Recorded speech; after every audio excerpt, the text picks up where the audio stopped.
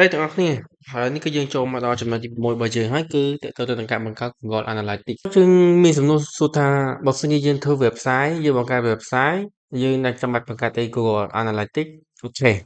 ចម្លើយ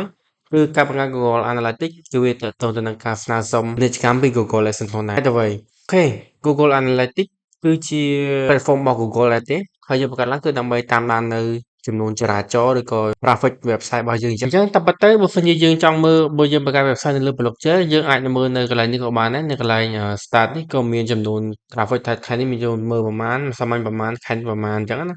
ប៉ុន្តែកន្លែងនេះគឺវាអត់ជាក់លាក់ទេបើសិនជាយើង view មើលយើងចុចមើល website ខ្លួនឯងក៏វា load ដែរនៅកន្លែងនេះក៏ប៉ុន្តែបើសិនជាយើងមានប្រើប្រាស់ Google Analytics គឺយើងវាអត់ជាប់ជាមួយនឹង traffic ដែលយើងមើលខ្លួនឯងហ្នឹងទេអញ្ចឹងណាព្រោះអី traffic នៅលើ Google Analytics គឺជា traffic ពិតប្រាកដដែលមានអ្នកចូលទស្សនាពិតប្រាកដទីតាំងជាក់លាក់ណាមួយពីអ្នកមើលអញ្ចឹងណាហ្នឹងហើយអញ្ចឹងពេលដែលយើងស្នើសុំ Google Action ដាក់ពាណិជ្ជកម្មនៅលើ website របស់យើងក៏ Google Action ក៏នឹងត្រួតពិនិត្យទៅលើ traffic របស់យើងនៅលើ Google Analytics ដែរយើងមិនចាំបាច់ផ្ញើទិន្នន័យទៅឲ្យ Google Action ទេគឺ Google Action គឺ Google Analytics គឺជាផលិតផលរបស់ Google អញ្ចឹង Google គាត់ជាដឹងខ្លួនឯងសម្រាប់ការត្រួតពិនិត្យនៅ website របស់យើងតោះឥឡូវនេះយើងចូលមកប្រធានបទរបស់យើងគឺយើងចូលមកកាន់ Google Analytics ដូចគ្រាន់តែយើងចូលមកកាន់ Google មកហើយសរសេរ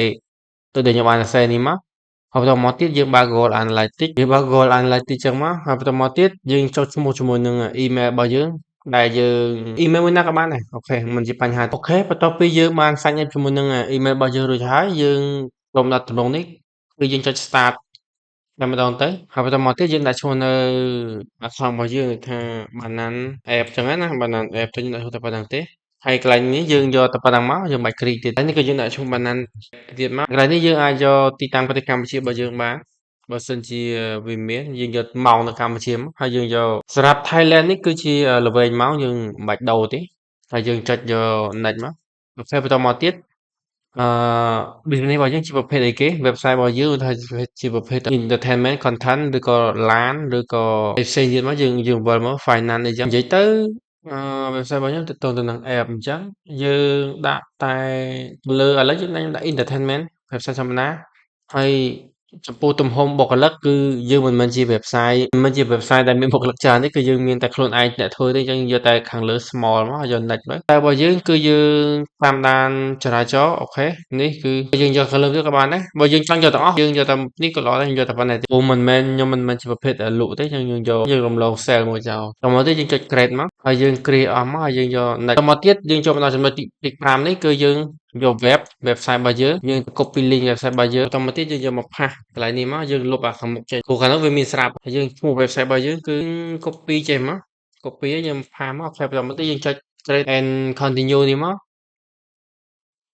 អូខេដល់មកយើងចុច next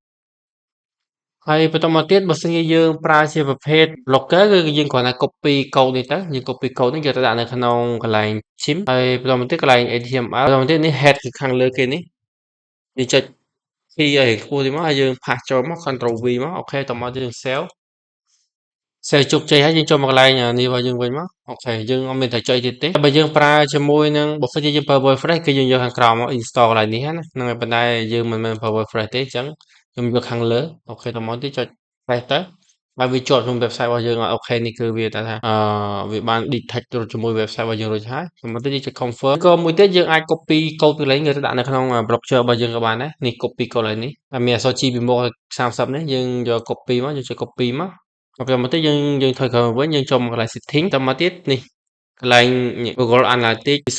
Measurement ID នេះយើងផាសចូលមកក៏វាជាប់ទិន្នន័យដែលយើងអូខេហើយបន្តមកទៀតមើលណាអូខេយើងធ្វើប៉ុណ្ណឹងមកហើយមកទៀតយើងចុច next ចេញទៅយើងចូលទៅកាន់ home វិញចូលអស់មក sell ធម្មតាអូខេទិន្នន័យយើងបានបង្កើតរួចហើយសម្រាប់នេះគឺជាយើងតែតាមដានទិន្នន័យរបស់យើងថាយើងទស្សនា website ខ្លួនឯងអញ្ចឹងឥឡូវយើងមើលខ្លួនឯងតែវា load អត់នៅកន្លែងនេះវា refresh វាមកអញ្ចឹងវាអត់មានទិន្នន័យទាំងអស់ទេដោយសារតែយើងទើបតែបង្កើតអញ្ចឹងនៅពេលដែលមានអ្នក view ច្រើននៅពេលដែលwebsite របស់យើងមានអ្នក view ក្នុងរយៈពេលតែមួយ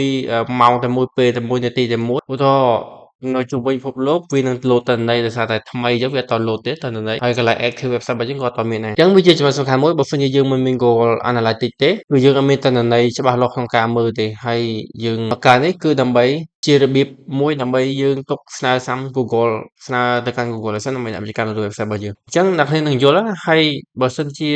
មានបញ្ហាអីអាច comment នៅខាងក្រោមមកអញ្ចឹងវីដេអូរបស់ខ្ញុំដែលយើងត្រូវធ្វើបន្ទាប់ទៀតគឺចំណុចទី5បង្កើត Google Search Console នៅយើងនឹងជួបគ្នានៅវីដេអូបន្ទាប់ទៀតហើយនោះខ្ញុំនឹងបញ្យល់ខ្លីមួយទាក់ទងនឹង Google Search Console អូខេអញ្ចឹងវីដេអូនេះគឺមានប៉ុណ្ណឹងហើយយើងជួបគ្នានៅវីដេអូបន្ទាប់ទៀត